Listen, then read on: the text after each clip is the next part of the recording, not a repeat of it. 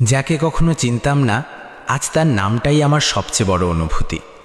একটা সময় ছিল সে ছিল সম্পূর্ণ অপরিচিত, না ছিল কোনো কথা, না ছিল কোনো সম্পর্ক। কিন্তু জীবন কেমন করে যেন দুজন অচেনা মানুষকে কাছে নিয়ে আসে। কিছু সাধারণ কথোপকথন, কিছু অদ্ভুত মিল, আর অজান্তেই তৈরি হয়ে যায় এক গভীর বন্ধন। প্রথমে ভালো লাগা ছিল, তারপর অভ্যেস হয়ে গেল, তারপর অপেক্ষা।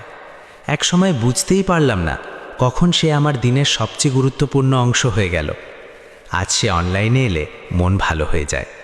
তার একটা ছোট্ট মেসেজ আমার মুখে হাসি এনে দেয়।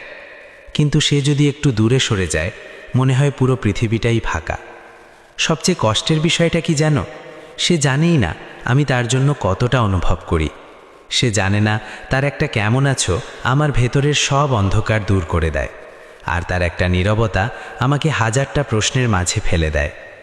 আমি চাইলেই তাকে ভুলে যেতে পারতাম, কিন্তু মায়া জিনিসটা এত সহজ না। এই মায়া ধীরে ধীরে মানুষকে দুর্বল করে দেয়, আর একসময় নিজেকেই নিজের কাছে অপরিচিত মনে হয়। আজ আমি শুধু একটা প্রশ্নের উত্তর খুঁজি, যাকে কখনো চিনতাম না সে কিভাবে আমার জীবনের সবচেয়ে আপন হয়ে গেল। হয়তো সে কখনো জানবেও না কেউ একজন নিঃশব্দে তার জন্য এতটা মায়া নিয়ে বেঁচে আছে।